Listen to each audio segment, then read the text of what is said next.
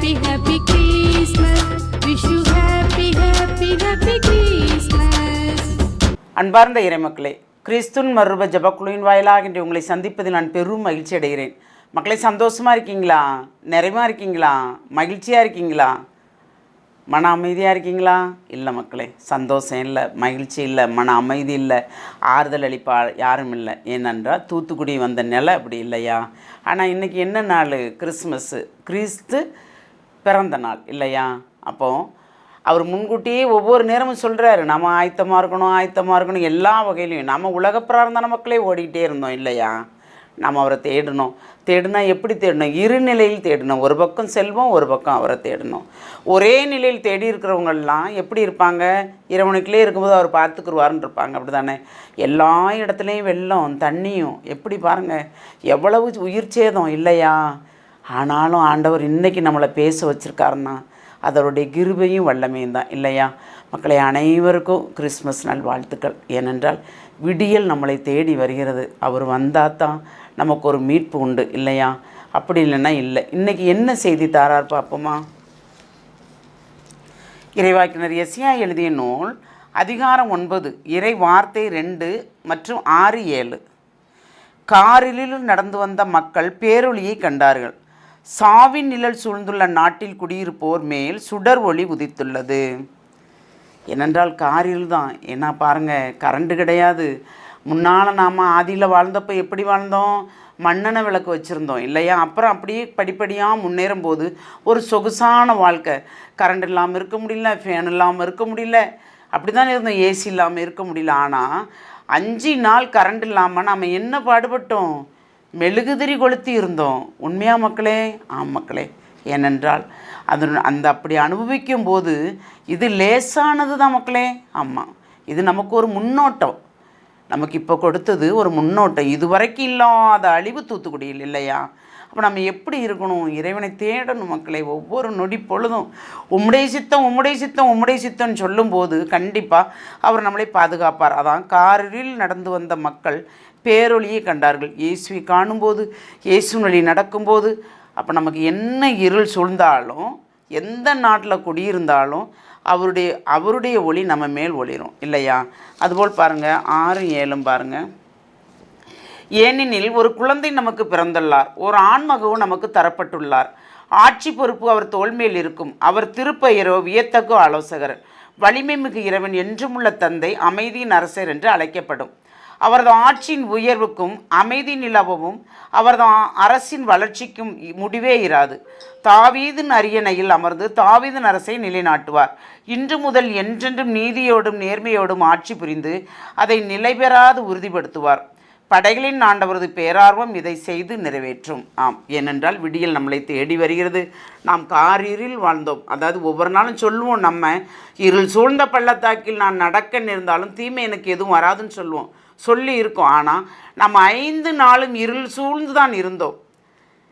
தண்ணியால் அழிஞ்சிச்சு, ஆனால் குடிக்க தண்ணி இல்லை, உணவு இல்லை இல்லையா? எவ்வளவு உடைகள், எவ்வளவு எல்லாமே அழிஞ்சது.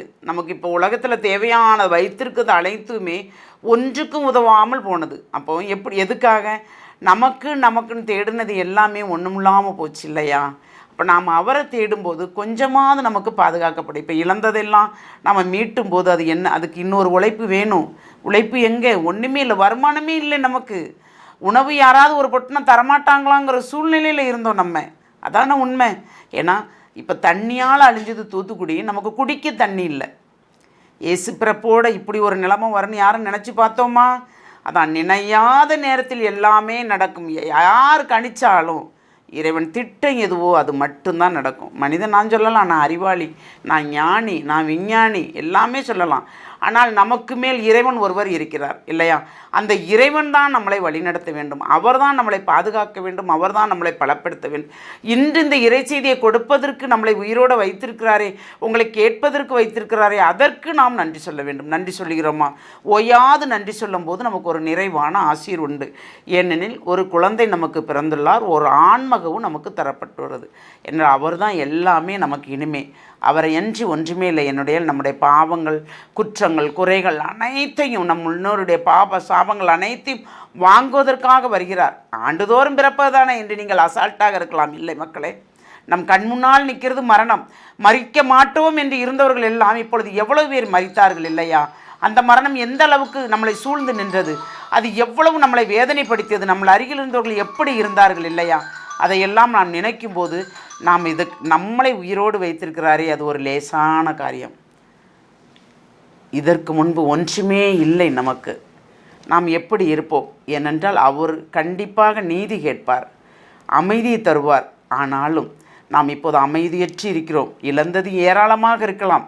நம் உற்றார் உறவினர்கள் ஒரே குடும்பத்தில் அத்தனை பேரும் போயிருக்கலாம். மக்களே, எண்ணிலடங்காதது இழப்புகள். ஆனாலும் இறைவனை தேடுவோர்கள் அவரை கண்டடைவார்கள் என்பது போல் நாமும் அவரை தேடும்போது கண்டடைவோம். ஏனென்றால் இந்த கிறிஸ்மஸ் நமக்கு எப்படியுள்ள கிறிஸ்மஸாக இருக்கிறது, எந்த நிலை கிறிஸ்மஸாக இருக்கிறது நமக்கே தெரியவில்லை. இன்னும் அடுத்தாப்பில் நமக்கு என்ன நடக்கப் போகிறது என்பதே புரியவில்லை. அப்படித்தானே? மந்தாரமான சூழ்நிலையில் நாம் குடியிருக்கிறோம். யாருமே கணிக்க முடியாத நிலைமையில் நாம் இருக்கிறோம். இப்போ நாம் என்ன செய்வோம்? இறைவனை தேடுவோம். ஆடம்பரமானதை நாம் ஒதுக்குவோம். எப்பொழுதும் இருப்பது போல் நம் ஆன்மா ஆயத்தமாகவே இருக்கட்டும். பேசும் ஆண்டவரே நான் கேட்கேன் என்று அன்று சாமுவேல் சொன்னது போல் நாமும் இறை சித்தத்துக்கு கீழ்ப்படிவோம். ஒரு விசை ஜெபிப்போமா? எல்லாம் வல்ல இறைவா, உமக்கு கோடான கோடி நன்றி ஆண்டவரே. என் நிலையிலும் மாறாத தேவன் நாம் ஆண்டவரே. ஆனால் இந்த அழிவை நாங்கள் எதிர்பார்க்கவில்லைப்பா. ஆமாப்பா, சுற்றஞ்சூழ தண்ணீரால் நாங்கள் சூழ்ந்து நிற்கிறோம். ஆமாண்டவரே, ஆனாலும் உடைய இரக்கம் மேலானது. எங்களையும் நீர் பாதுகாத்தீரே ஆண்டவரே, எங்களை பலப்படுத்தினீரே, எங்களுக்கு தேவையானது அனைத்தும் தந்தீரே. ஆமாண்டவரே, உண்ண உணவும் குடிக்க நீரும் கொடுத்தீரே, அதற்கு நன்றி ஆண்டவரே. இந்த நிலை மாற வேண்டும் ஆண்டவரே. எங்கள் மீது இரக்கம் ஆயிரும் ஆண்டவரே. இரக்கம், உம்முடைய இரக்கத்திற்காக நாங்கள் கெஞ்சி கேட்கிறோம் ஆண்டவரே. என்ன செய்வோம் ஏது செய்வோம் என்று தெரியாமல் தத்தளிக்கிறோம் ஆண்டவரே. ஒன்றுமே இல்லை. ஆமாண்டவரே, ஒன்றுமே இல்லாத சூழ்நிலையில் உட்கார்ந்துருக்கிறோம் ஆண்டவரே.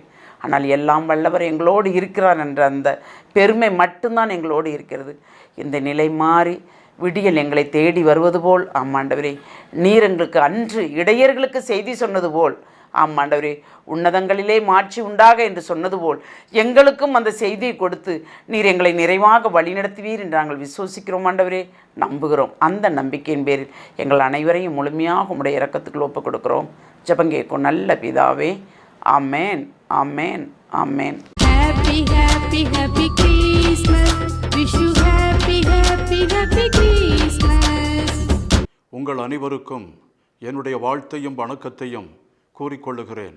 இந்த கிறிஸ்மஸ் விழாவில் ஒரு சிறிய கருத்தை உங்களோடு பகிர்ந்து கொள்ள விரும்புகிறேன். துணிகளில் பொதிந்து தீவன தொட்டியில் இயேசுவை கிடத்தினர் என்ற ஒரு வாக்கியம் வருகிறது.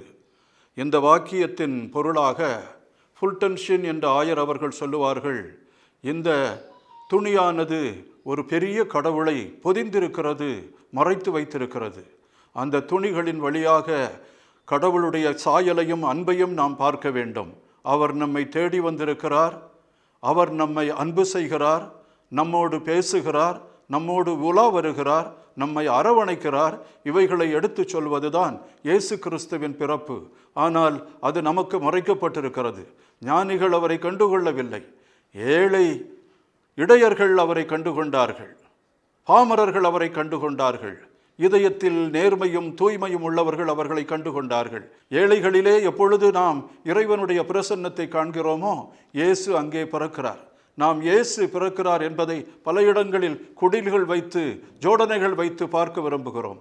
ஆனால் நமது ஆண்டவர் ஏழைகளுக்கு நாம் உணவளிக்கும் பொழுது, தாகமாயிருக்கிறவர்களுக்கு தண்ணீர் கொடுக்கின்ற பொழுது, நோயாளிகளை சந்தித்து ஆறுதல் கூறுகின்ற பொழுது அவரில் இயேசுவை கண்டுகொள்ளுகிறோம் என்பதை இந்த கிறிஸ்மஸ் விழா எடுத்து சொல்லுகிறது. ஏழைகளுக்கு நீங்கள் செய்த போதெல்லாம் எனக்கே செய்தீர்கள் என்ற அந்த மாபெரும் நற்செய்தியை சொல்வதுதான் இந்த கிறிஸ்மஸ் விழா. எனவே இந்த கிறிஸ்மஸ் விழாவிலே குடில் செய்வோம், அலங்காரம் செய்வோம், ஜோடனைகள் செய்வோம். அதே நேரத்தில் நம்முடைய இதயத்தை தூய்மைப்படுத்தி ஏழை எளியவரில் எளிய பொருட்களில் இறைவனை கண்டுகொள்ள முயல்வோம். இயேசு நம்மோடு இருக்கிறார், அவர் நம்மை விட்டு விலகவில்லை, அவர் நம்மோடு வழி நடக்கிறார். இதுதான் கிறிஸ்து பிறப்பின் மாபெரும் உண்மை. கடவுள் மனுவானார், நம்மிடையே குடிகொண்டார் என்பதை ஒவ்வொரு நாளும் தியானித்து அதனுடைய பொருளை இவ்வாறு வாழ்வோம். இறைவன் உங்களை ஆசீர்வதிப்பாராக. உங்கள் அனைவருக்கும் கிறிஸ்து பிறந்த நல்வாழ்த்துக்களை கூறிக்கொள்ளுகிறேன். உங்கள் வீட்டிலும் உங்கள் உறவுகளிலும் உங்கள் வாழ்க்கையிலும் இயேசுவின் பிரசன்னம் உங்களுக்கு முன்னும் பின்னும் உங்களை சூழ்ந்தும் இருப்பதாக. அமைதி உங்களில் நிலவுவதாக. Happy, happy, happy Christmas.